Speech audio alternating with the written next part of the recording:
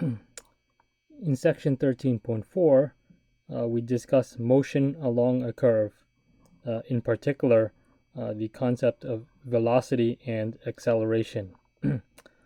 So given a vector valued function, it can be thought of as tracing out the path of an object where the parameter t represents time. And so in this way, the function r of t, when you calculate it for different values of t, represents the position of the object. And so if we think of r of t as the position, then the derivative r prime can be considered the velocity of the object, where the magnitude of velocity is the speed of the object at time t, and the direction of the velocity vector is the tangent vector that tells you the instantaneous direction of motion. So that's the first derivative. So the first derivative is velocity, and then the second derivative of position, or also the first derivative of velocity, gives you the acceleration of the object. So here, because r of t is a vector valued function, both velocity and acceleration are also vectors. And so we can visualize it in this diagram here, right? So this light blue curve is the path of the curve, representing sort of the different positions given by the position function, right? So the way the vector for the position function is set up is that the initial point of the vector starts at the origin, and the endpoint, as t varies, will point to every single point along the curve, right? So here is just one particular point, where it's pointing at this specific point on the curve. And the way the velocity and acceleration vectors are set up is that both vectors have their initial point at wherever the position is pointing at. And so the velocity vector is also the tangent vector, right? So it should be tangent to the curve. And the acceleration should be telling how the velocity vector is changing, right? So you can see that the object is curving in this direction. So that's why even though the instantaneous velocity is pointing this way, the direction of acceleration is pointing this way, because as you move along the curve, you can see that the direction of travel is changing in this direction. Okay, so this sort of gives you an idea of what these quantities look like geometrically.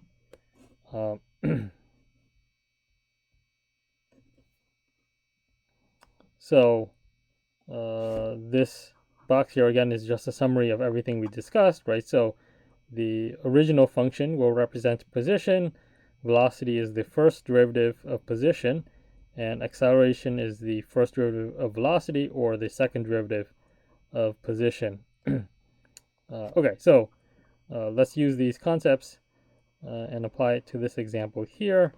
So we're given this position function. It's written in ijk notation, but if you prefer, you can also just rewrite it in the angle bracket notation, right? So this is t squared comma t comma 2t to the 3 halves.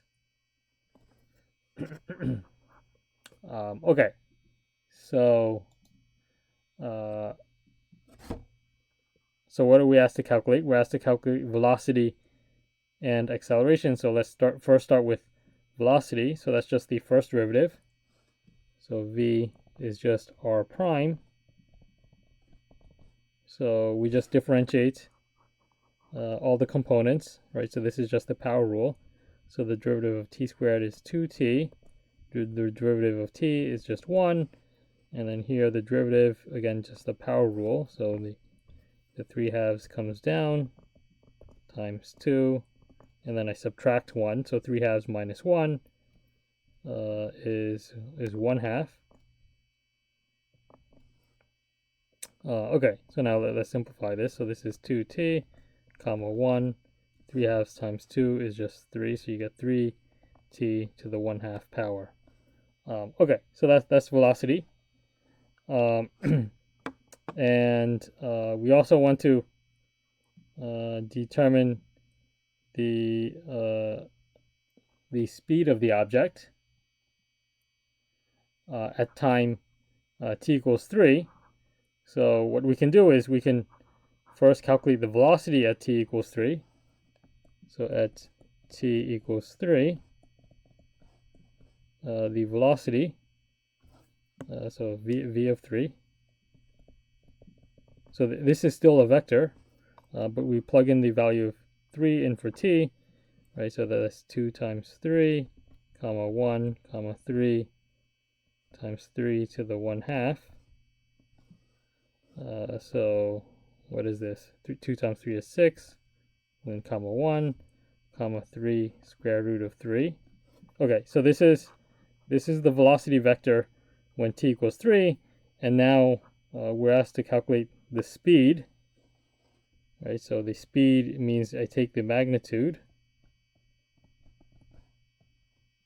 so just the square root of the sum of the squares, so square root of 6 squared plus 1 squared plus 3 square root of 3 squared.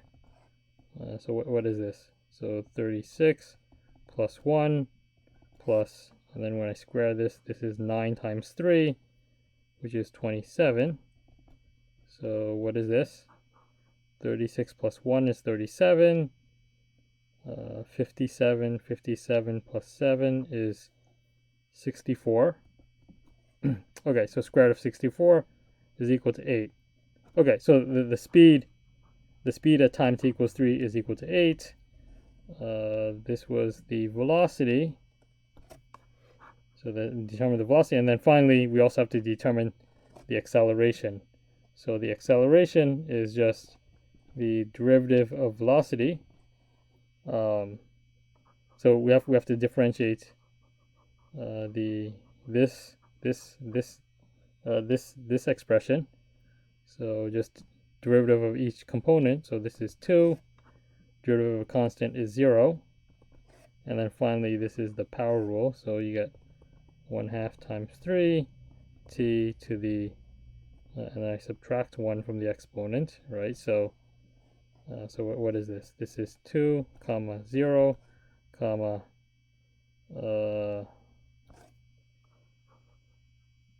this is t to the minus 1/2, so this is 3/2 t to the minus 1/2.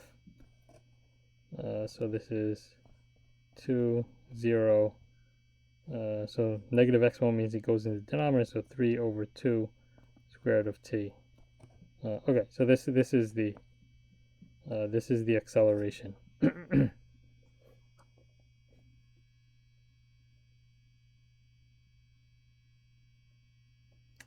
Okay, so we've calculated the velocity and acceleration and the speed at time t equals 3.